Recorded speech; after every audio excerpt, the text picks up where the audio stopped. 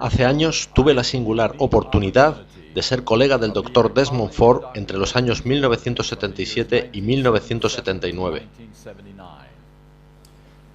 Yo era un profesor novel por entonces, en tanto que él era experimentado. En aquellos años me era mucho más útil escuchar que hablar.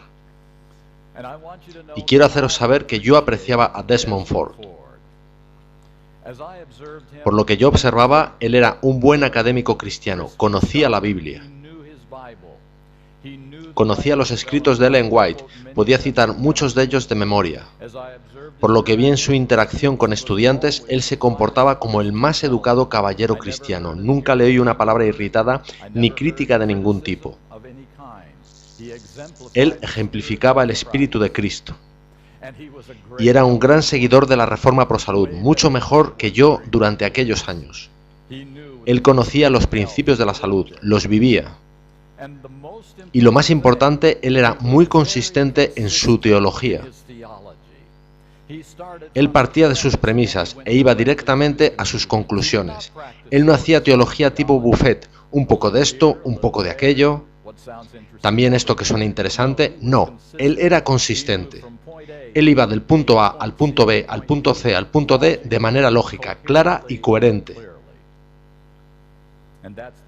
Y eso es lo que yo más apreciaba de Desmond Ford.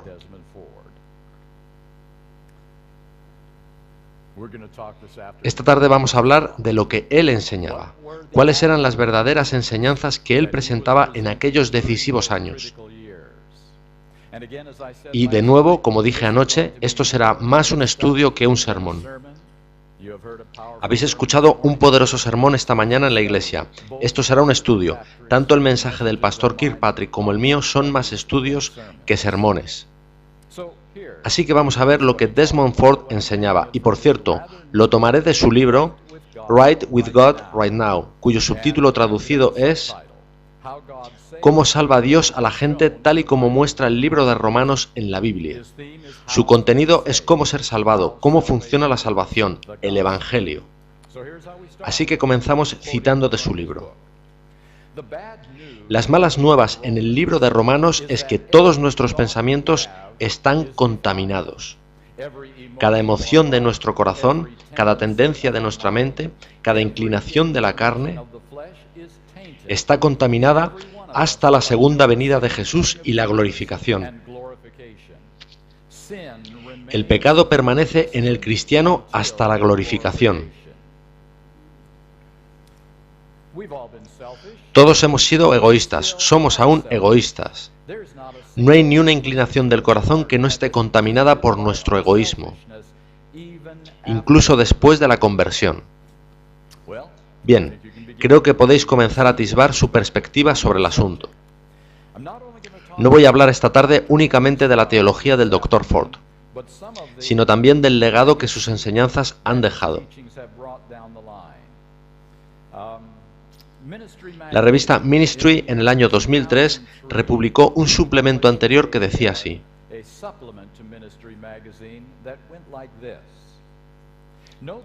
Fijaos en los resultados del pecado de Adán en cuanto están en nosotros. Nosotros fuimos hechos pecadores, nacemos en un estado de culpa heredado de Adán. Heredamos la culpa de Adán de modo que incluso un bebé que muere un día después de su nacimiento necesita un Salvador, aunque el bebé no cometiera ni un solo pecado propio. Bien, esto está en la línea de la comprensión de pecado del Dr. Ford. No solo en ella, sino también en la de una muy fuerte tradición cristiana. Juan Calvino, en su libro La institución de la religión cristiana, dijo de manera muy clara lo siguiente: todos estamos corruptos originariamente, la culpa es por naturaleza. Incluso los niños, trayendo consigo su condenación desde la matriz de su madre, sufren sus propios defectos. Los hombres nacemos impíos, todos somos pecadores por naturaleza. Así que esta doctrina, pecado original, de la que ha estado hablando el pastor Kirkpatrick, fue desarrollada originariamente en la Iglesia Católica Romana en los primeros siglos de la cristiandad. Pasó a la Reforma Protestante, tanto a Lutero como a Calvino. y ha tomado posesión del pensamiento evangélico por todo el mundo cristiano actual. Y también está presente hoy en día en la Iglesia Adventista del Séptimo Día. Quisiera que escuchéis algo escrito por un no adventista del Séptimo Día. Fue escrito hace mucho tiempo, en 1945. El nombre del autor es Richard Taylor y el libro se titula Una correcta concepción del pecado. Escuchad atentamente. El asunto del pecado está absolutamente relacionado con la naturaleza de Dios y el plan de redención. Es la única doctrina por la que todas las demás pueden ser reducidas a su significado básico. Además, constituye la más segura y lógica regla para detectar la precisión de esas otras doctrinas. Las doctrinas relacionadas con el pecado constituyen el centro sobre el que construimos todo nuestro sistema teológico. De muchos, quizá la mayoría, de los errores que han asomado en la teología cristiana puede encontrarse su origen en una concepción equivocada de pecado. Debido a nociones de pecado algo desentonadas de algunos, toda su secuencia de razonamiento fue dirigida erróneamente. Razonar desde una falsa premisa es comenzar una interminable secuencia de conclusiones falsas. Por tanto, afirmamos que quien no tiene conceptos claros sobre qué es pecado, no es apto para tener conceptos correctos sobre ningún otro asunto fundamental. Esto será especialmente manifiesto en lo que se refiere a su teoría sobre la expiación y sobre el modo usado por Dios para redimir al hombre. E insistir en conceptos claros sobre qué es pecado es hacer imposible el alejarse mucho de la verdad. Asombrosa declaración de fuera del adventismo. Y sin embargo, creo yo, tan claro y tan cuidadosamente expresado como jamás hayamos visto. Así que el primer punto de la teología del Dr. Ford es que somos pecadores por naturaleza, que el pecado está dentro de nosotros desde el mismo nacimiento, la doctrina del pecado original. Punto número 2. La siguiente es una de sus citas en las muy singulares conferencias de Palmdale sobre justicia por la fe que tuvieron lugar a mediados de los años 70. Para que Cristo sea el segundo o postrero Adán, él debe poseer una naturaleza humana sin pecado.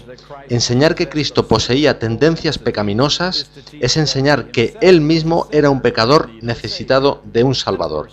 Y, por supuesto, podéis ver cómo se razona eso. Si el pecado es por naturaleza y Cristo no pecó, entonces él no puede tener nuestra naturaleza. Es tan simple como eso. Es muy consistente y muy lógico.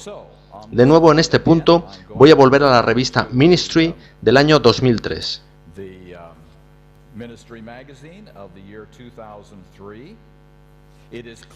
Es claro que Jesús nació y vino a esta tierra en circunstancias absolutamente únicas, diferentes de las nuestras, y, por lo tanto, recibió una naturaleza única en su tipo.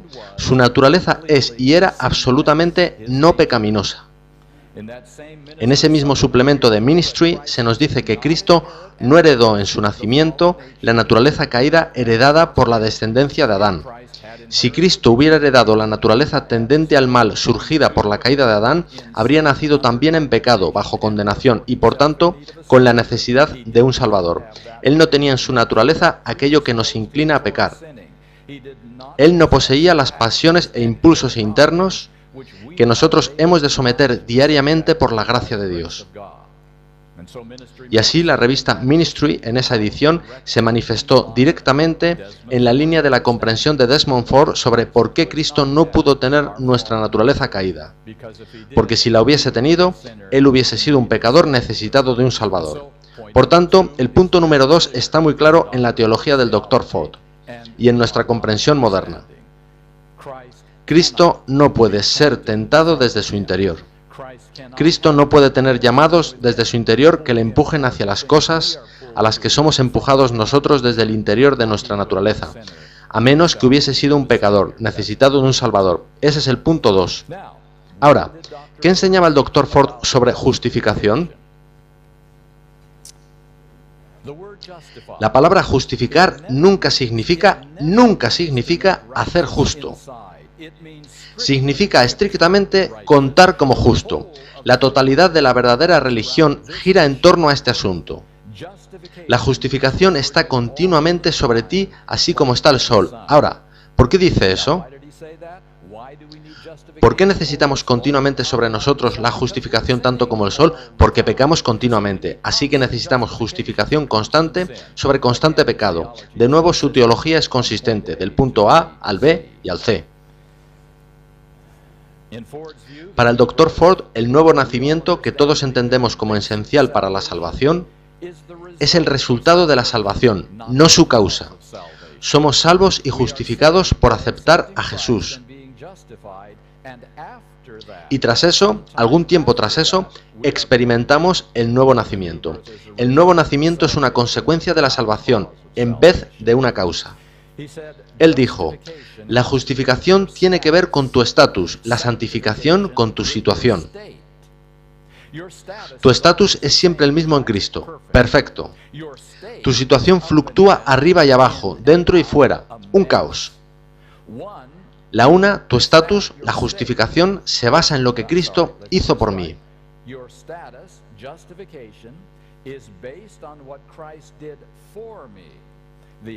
La otra, la santificación, se basa en lo que Cristo hace en mí. La primera, la justificación, es perfecta, completa y al 100%. La segunda, la santificación, no es completa al 100%. Porque Dios la va haciendo en mí. El mensaje cristiano es Cristo por mí, lo que Cristo ya ha realizado. La vida cristiana es Cristo en mí, lo cual sucede tras la conversión.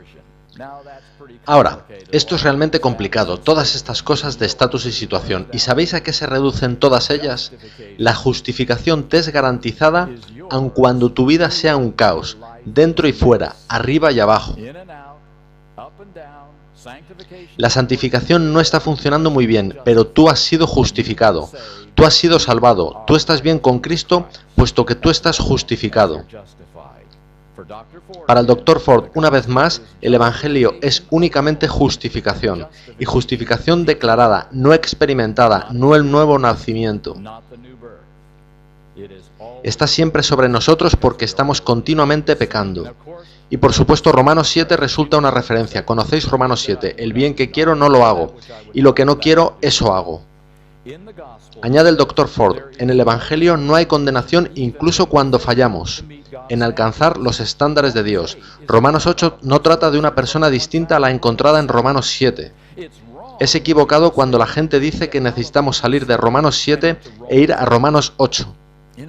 En otras palabras, Romanos 7, el bien que quiero, es la experiencia cristiana habitual. Es la única experiencia que podemos tener. No somos condenados incluso estando vendidos al pecado. Eso es lo que dice Romanos 7, soy carnal, vendido al pecado. Pero puesto que hemos sido justificados, no hay condenación. Así que, en resumen, estos son sus puntos principales. La justificación es solo una declaración legal, hecha en el cielo, donde la justicia de Cristo es contada a tu favor, anotada para ti. La justificación es Dios declarándonos justos, no haciéndonos justos. La justificación está siempre sobre nosotros como el sol, como un paraguas. Incluso cuando estamos pecando conscientemente, nuestra salvación está asegurada cuando pecamos en tanto creamos en Jesús. El nuevo nacimiento es el resultado de la justificación, y la obra transformadora del Espíritu Santo no afecta a la salvación, a la justificación. Que la justificación sea el nuevo nacimiento y una transformación del interior es teología católico-romana según su perspectiva. La santificación no es solo por fe, solo la justificación es solo por fe. La santificación es el resultado de la justificación y es fe más esfuerzo humano. Por tanto, no forma parte de la obra salvadora de la justificación. La ley de Dios, todo esto es un resumen de su teología, no puede ser perfectamente obedecida, ni siquiera por los conversos, porque todo lo que hace el creyente está teñido con el pecado. El creyente peca continuamente. La justificación es un paraguas legal que cubre al pecador y asegura su salvación, a pesar de sus pecados. No somos condenados ni siquiera cuando fallamos en alcanzar el estándar de Dios, y se usa el ejemplo de David, que no perdió su salvación cuando tan trágicamente falló. Y recordad que los pecados de David fueron adulterio y asesinato, y no perdió su salvación porque eso es parte de la santificación, no de la justificación. De modo que ese es un breve resumen de las enseñanzas de Desmond Ford sobre justificación, y ese era su mensaje principal cuando estaba en la Universidad de Pacific Union. Eso era de lo que hablaba la mayor parte de su tiempo. Él estaba interesado en ese asunto particular mucho más que en cualquier otro. Y esas eran las cosas que más resaltaba él. Ahora, ¿qué significa eso en términos de preparación para el fin de los tiempos? Permitidme compartir con vosotros su perspectiva sobre eso. Si conocéis la historia adventista de los últimos años, recordaréis que el Dr. Ford no creía que hubiese ningún cambio en el ministerio de Jesucristo en el santuario celestial en 1844. Que no hubo movimiento del lugar santo al Santísimo en un ministerio de juicio purificador. ¿Por qué afirmaba eso? Básicamente era la premisa de su evangelio lo que le obligaba a rechazar el comienzo en 1844 del juicio previo al advenimiento. He aquí lo que él decía: todos estábamos en Adán y Eva cuando ellos pecaron. Por el pecado de uno la condenación vino a todos nosotros. Nosotros nacimos muertos, el pecado permanece, hay pecado residual en nuestras vidas. Puesto que pecar es tan constante como respirar, nunca podremos vivir sin pecado o incluso esperar comparecer sin pecado en un juicio. Así que lo único que Dios necesita saber es: ¿has aceptado a Cristo y por tanto sido justificado? No cómo vives, no cómo es tu experiencia, sino si has aceptado a Cristo. Por tanto, el juicio previo al advenimiento no es relevante. Su rechazo del juicio se basaba en su premisa sobre qué es el Evangelio.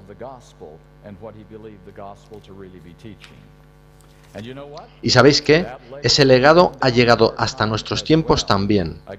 Veamos de nuevo de la revista Ministry, un artículo reciente.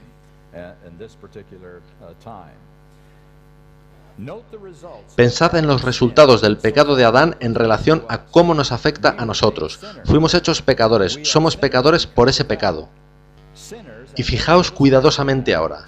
La salvación por gracia y los méritos de la expiación de Cristo están en vigor para los santos aun tras el cierre del tiempo de gracia.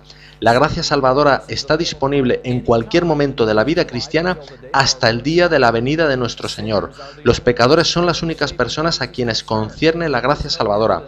No hay evidencias en ninguna parte de las Escrituras o el espíritu de profecía que indique el más mínimo cambio en la salvación por gracia ministrada diariamente a los santos. Necesitamos asirnos de la doctrina bíblica de la salvación por gracia tras el cierre del tiempo de gracia.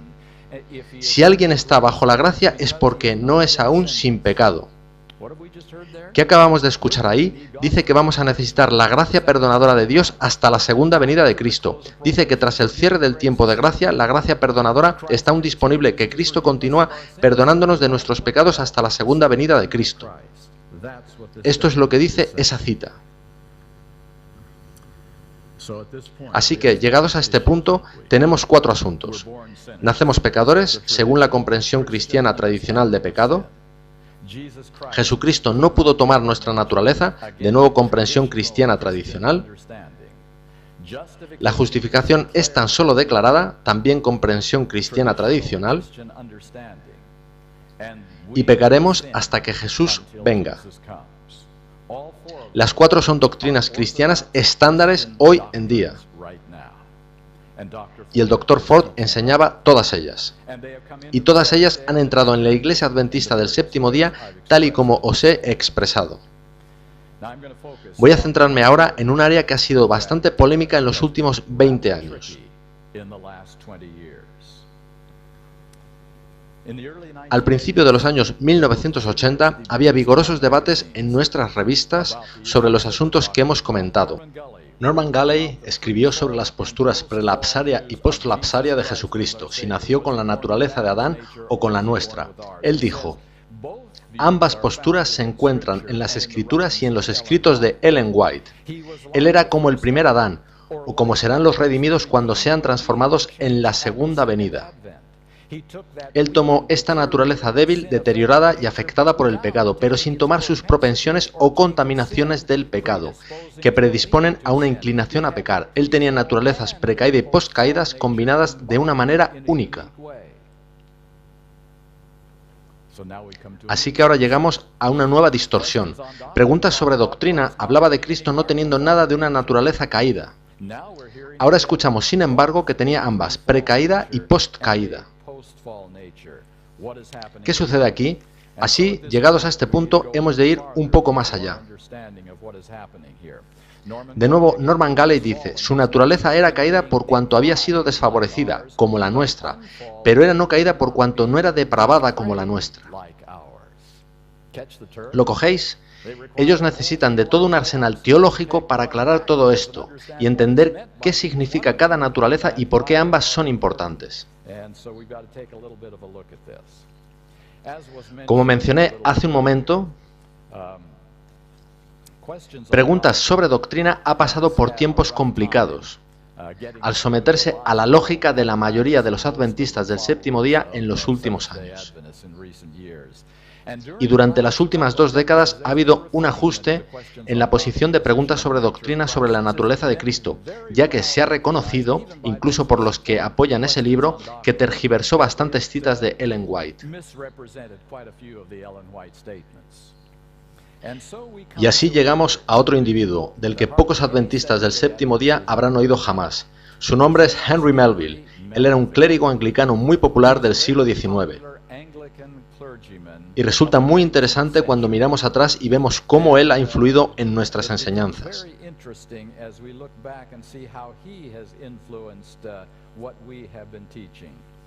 En la revista Ministry de diciembre de 1989, Tim Poirier estudió el sermón de Melville, La humillación del hombre Cristo Jesús, realizado por Melville en el siglo XIX, y Poirier comentaba: Ellen White extrajo mucho de este sermón para su artículo titulado Cristo, ejemplo del hombre. En otras palabras, ella tomó material del sermón de Henry Melville y lo incorporó en una de sus presentaciones. Recordemos que los escritores inspirados pueden hacer eso porque es Dios quien dirige esa parte del proceso también. En este sermón, Melville hace una digresión. Ahora, ¿qué es una digresión? Es no una parte del tema principal, sino un pequeño asunto colateral a él. En este sermón, Melville hace una digresión para considerar la humanidad de Cristo. Así que, en ese momento, él se dispone a mirar a Cristo y cómo era él como ser humano. Y he aquí lo que él dijo en su famosa digresión. Hubo consecuencias de la caída. Dividimos estas consecuencias en debilidades inocentes y propensiones pecaminosas. Ahora, Cristo tomó la humanidad con las debilidades inocentes. Él recibió la humanidad de su madre. Como ella, él podía tener hambre y sed, llorar y lamentarse, desarrollarse y morir.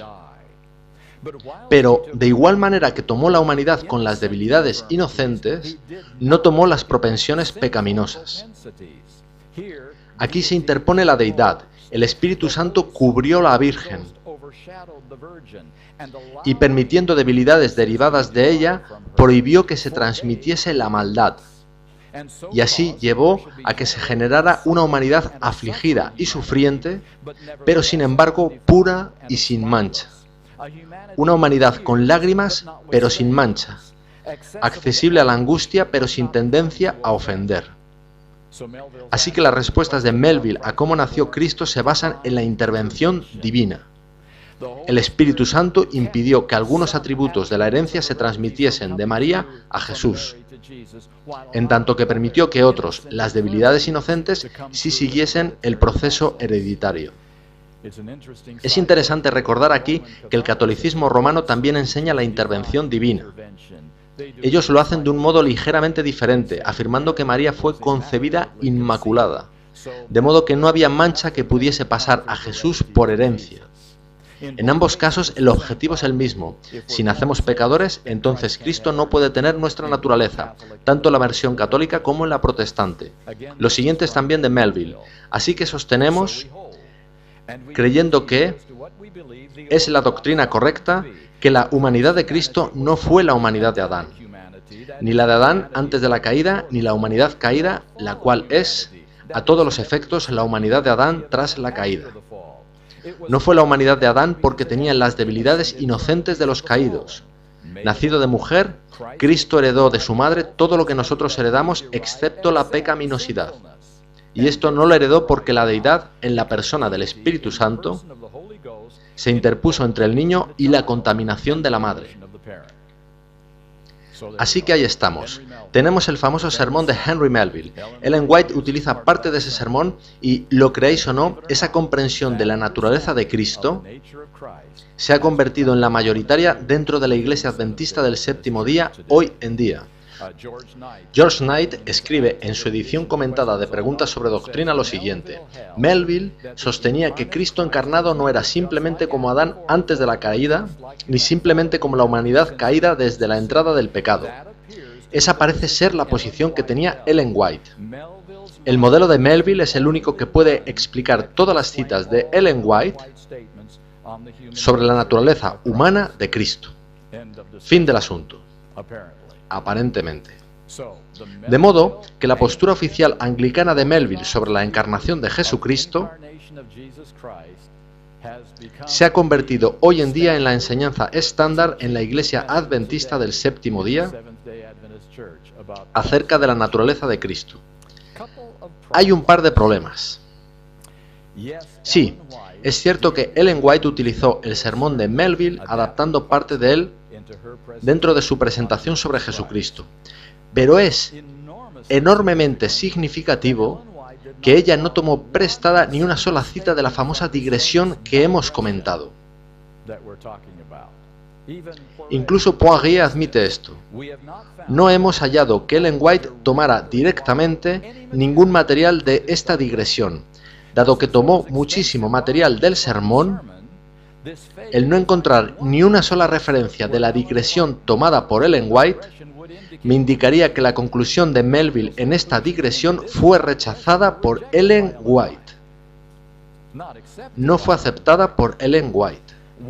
¿Por qué Ellen White no citó nada de la digresión si ésta contenía su postura sobre la naturaleza que Cristo asumió en la encarnación? Ella la ignoró, lo cual me indica que la rechazó. Tenemos que captar estos asuntos. En todas estas enseñanzas sobre la encarnación hay una componente clave, un denominador común, que deja claro que Cristo no recibió nuestras tendencias caídas y las presiones de nuestra naturaleza. Esa componente es la intervención divina, también expresada a veces como exención, que es el término usado en Preguntas sobre Doctrina, intervención divina. Porque veis que toda descendencia de Adán y Eva, y eso nos incluye a todos nosotros, recibe una naturaleza caída, completamente, sin nada que falte. Recibimos las malas tendencias y recibimos los malos impulsos, así como también las debilidades inocentes. De modo que la herencia es un todo para nosotros, igual para todos. No hay excepción en toda la historia humana, a menos que consideremos alguna intervención divina en el caso de Jesucristo. Y veis, una vez más, que la doctrina católico-romana de la Inmaculada Concepción no gira realmente en torno a María, aunque es María la receptora. Su verdadero objetivo es proteger a Cristo del pecado de Adán. Es por ello por lo que la Iglesia Católica concibió la doctrina de la Inmaculada Concepción. Y, formulando lo que Melville denomina la doctrina correcta, él declara de nuevo que hay una intervención divina en el nacimiento de Cristo, que le preservó de la naturaleza caída de los hombres.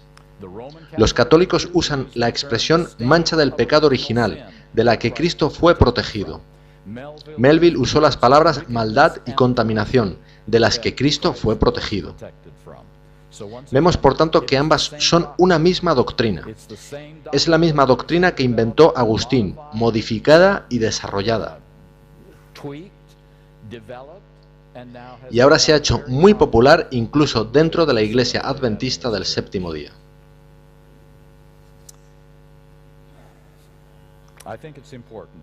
Pienso que es importante lo que hemos visto hasta aquí. No emplearé mucho más tiempo en ello. Deberíamos entender que las nuevas enseñanzas que han acabado incorporando pecado original, naturaleza no pecaminosa de Cristo, justificación declarada y pecar hasta la segunda venida de Cristo, verdaderamente no admiten una etapa de expiación con Jesús en el lugar santísimo, preparándonos para el sello de Dios. Todo lo que admiten es a Jesús en el lugar santo, ministrando los beneficios de una expiación completada en el Calvario. Esta nueva comprensión del Evangelio tiene un concepto truncado del gran conflicto, el cual no tiene en cuenta las razones del retraso de la venida de Cristo. Bien, simplemente no hemos avanzado aún lo suficiente en la cuenta atrás y no sabemos por qué. Es esto básicamente lo que se considera, a pesar de que la inspiración nos dice exactamente por qué estamos aún aquí, esperando a Cristo. Él está esperando para una demostración final en el pueblo de Dios del poder del Evangelio, para cambiarlos completamente, hasta el punto de poder comparecer sin falta ante Dios. Escuchad un par de citas de Ellen White. Primeros Escritos, página 71. ¿Estamos procurando su plenitud, conquistando una altura cada vez mayor en procura de la perfección de carácter? Cuando los siervos de Dios alcancen este punto, serán sellados en sus frentes, llenos del Espíritu y completos en Cristo. El ángel registrador declarará: consumado es. Fijaos en la progresión: llenos de su plenitud, perfección de carácter. Cuando los siervos de Dios alcancen este punto, serán sellados en sus frentes, llenos del Espíritu y completos en Cristo. Consumado es, paso a paso. Mensajes selectos, volumen 3, página 360. El que no tiene suficiente fe en Cristo para creer que Él puede guardarlo del pecado, no tiene la fe que le dará entrada en el reino de Dios. ¿Creemos en la palabra de Dios? Es lo que ella está preguntando. Si no creemos las promesas imposibles, las aparentemente promesas imposibles, ¿tenemos fe suficiente que nos permita entrar al reino de Dios? Review and Herald, 14 de marzo de 1912. Ahora, mientras que nuestro gran sumo sacerdote está haciendo propiciación por nosotros, debemos tratar de llegar a la perfección en Cristo. Nuestro Salvador no pudo ser inducido a ceder a la tentación ni siquiera en pensamiento. No hubo en él ningún pecado de que Satanás pudiese sacar ventaja. Esta es la condición en que deben encontrarse los que han de poder subsistir en el tiempo de angustia. ¿Puede decirse más claro? Sabemos cuál fue la experiencia de Jesús durante 33 años. Ni siquiera en pensamiento pudo nuestro Salvador ser inducido a ceder, y por supuesto eso significa cualquier pensamiento acariciado, ni siquiera por uno. Todos nosotros creemos correctamente que es Dios quien gana, que Cristo finalmente ganará, y lo creemos por dos razones, no una sola. Por lo que Él hizo mientras estaba en esta tierra y por lo que Él hace a través de su pueblo en la última generación de la tierra. Él gana debido a esos dos hechos. Jesús está siempre en el centro. Él es autor y consumador. Él es el foco de la última generación y de todo el universo al ser vindicado en sus seguidores fieles. Nombrad al que queráis, Enoc, o Job, o Moisés, o Elías, o Juan el Bautista, e incluso Jesús.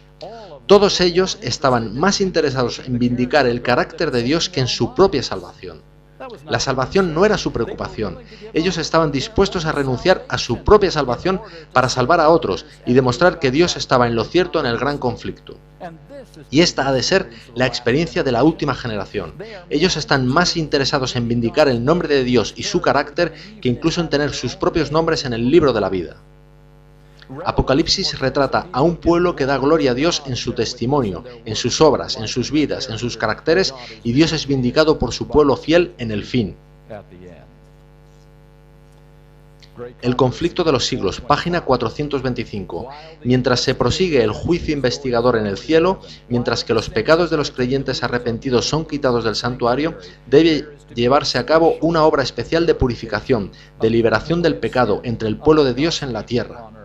Cuando esta obra haya quedado consumada, los discípulos de Cristo estarán listos para su venida. Una vez más, las palabras son demasiado claras. Cuando esta obra haya sido consumada, entonces Cristo vendrá. ¿Y cuál es la obra? Una obra especial de purificación, de liberación del pecado. ¿Cuándo se lleva a cabo? Mientras Cristo está intercediendo en el santuario celestial, mientras la expiación está teniendo lugar.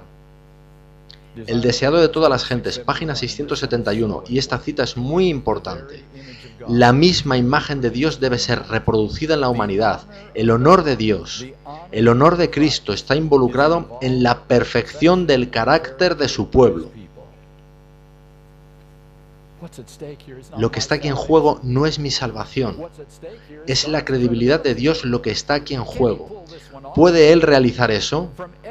Considerando las evidencias históricas, así como todos los desafíos de Satanás, eso es demasiado grande incluso para Dios, el producir un pueblo como ese, que pueda erigirse sin pecado tras el cierre del tiempo de gracia, sin mediador en los tribunales celestiales.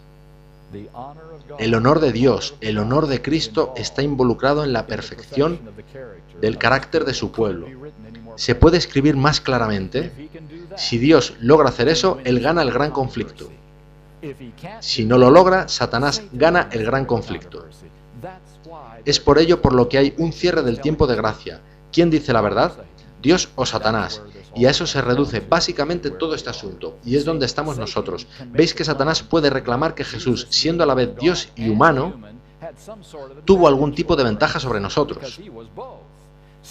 Satanás podría decir, Jesús es el único que puede guardar la ley de Dios. ¿Qué esperabais? Al fin y al cabo, Él era a la vez Dios y hombre. Ese es un argumento muy lógico, y la única réplica de Dios es producir toda una generación de seres humanos, 100% humanos, que también pueda guardar la ley de Dios. Porque Jesús vive en ellos. Esa es la respuesta de Dios a la acusación de Satanás. Nuestro Dios no está por dejar preguntas sin contestar dentro del gran conflicto. Él va a aplacar toda posible objeción que Satanás pueda poner sobre la mesa. Y Él no va a concluir el gran conflicto, ni puede hacerlo, hasta que todas las preguntas sean satisfactoriamente contestadas, que no haya lugar a la duda en toda la eternidad sobre lo que Dios puede hacer y el Evangelio lograr, ni sobre su poder, para dotar a seres humanos pecaminosos de la capacidad de estar en total armonía con Él. Por cierto, la palabra expiación, atonement en inglés, realmente significa de una mente con Dios en todo. Esto nos lleva ahora a la última generación. Satanás ha estado reuniendo todos los engaños del mal para arrojarlos sobre el pueblo de Dios de la última generación.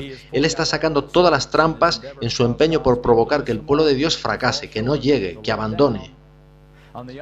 En el otro lado, Dios ha desatado el poder de las verdades vitales recuperadas. Y espero y ruego que eso sea lo que está aconteciendo este fin de semana, la reactivación del don de profecía como una luz especial para este pueblo remanente.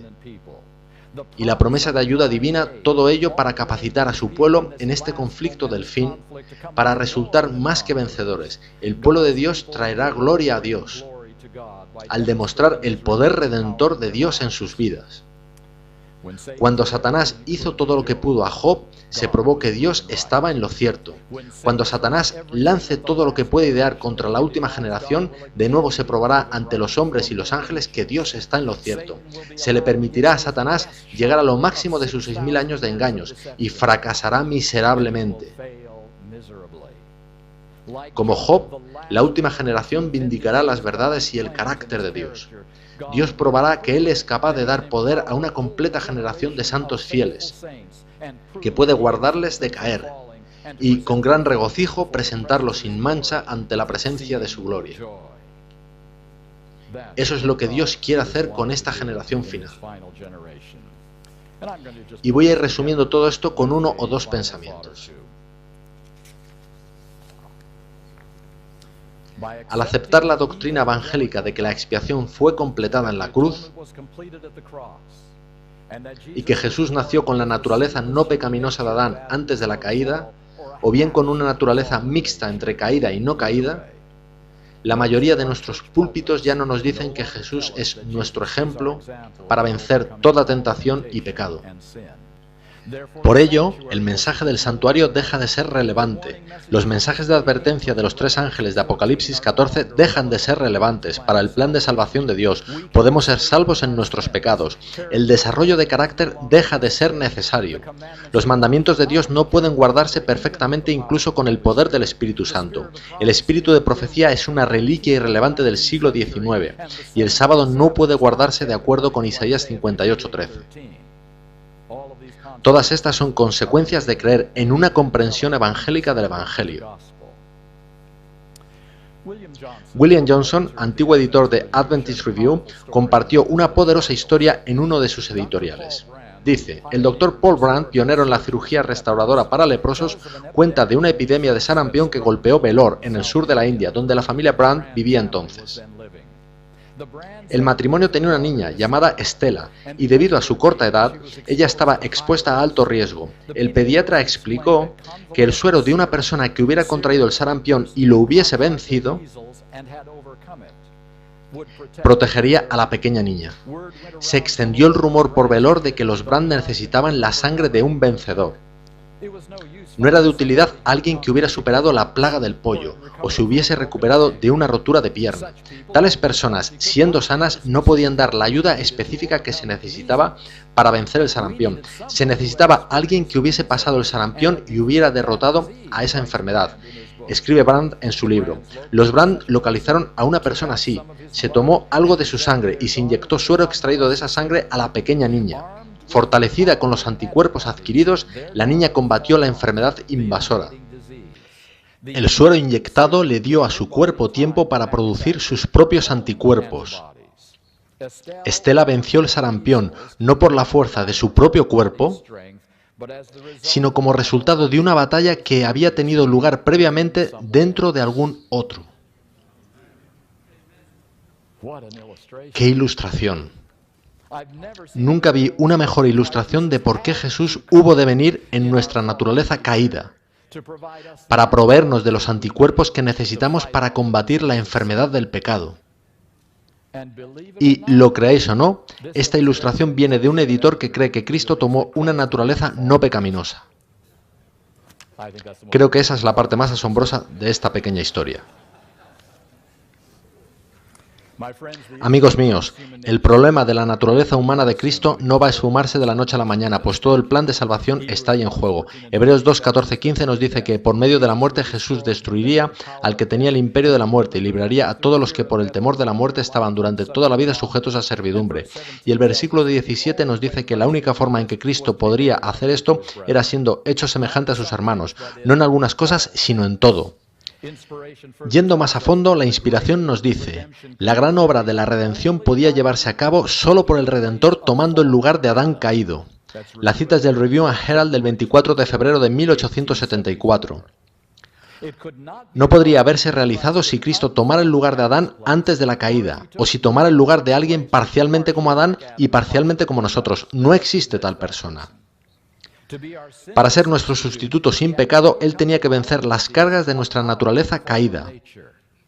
Sobre lo que se había convertido en una fuerza irresistible para el hombre, Cristo debía proporcionar un poder de victoria. Ahora, incluso aunque esta cita de nuestro comentario bíblico adventista no es inspirada, muestra una profunda comprensión del acto redentor de Cristo. Cito, Cristo encaró, venció y condenó el pecado en la esfera en que éste había previamente ejercido su dominio y control, la carne. La escena de los antiguos triunfos de la carne se convirtió ahora en la de su derrota y expulsión. Nuestra naturaleza es el problema. Y Cristo vino a vencer en la esfera en la que Satanás tuvo dominio, nuestra naturaleza caída. Así que el asunto de la encarnación fue muy sencillo. ¿Podía Dios vencer realmente el pecado en el gran baluarte de Satanás, el corazón humano caído? Si los deseos y debilidades humanos pudieran sujetarse a la ley de Dios, entonces Satanás perdería su más importante batalla, y el gran conflicto quedaría verdaderamente decidido. Pero si Dios eximiese a su Hijo de algunas de las tendencias humanas, ¿cuándo hubiera estado el gran conflicto más cerca de ser resuelto sino cuando Adán fue expulsado del jardín del Edén? Cuando Jesús prevaleció en la cruz, una poderosa voz fue oída en el cielo. Ahora ha venido la salvación, el poder y el reino de nuestro Dios y la autoridad de su Cristo, porque ha sido lanzado fuera el acusador de nuestros hermanos. ¿Queremos realmente privar a Jesús de su gran victoria bajo la mera apariencia de convertirlo en nuestro sustituto no pecaminoso? ¿Continuaremos negándole la plena salvación que trajo no solo sobre los actos de pecado, sino también sobre la débil naturaleza humana pecaminosa? Permitamos a Cristo ser verdaderamente nuestro sustituto sin pecado, así como nuestro santo ejemplo. Solo el verdadero Cristo, realizando una verdadera expiación, puede conducir a su Iglesia a la victoria final.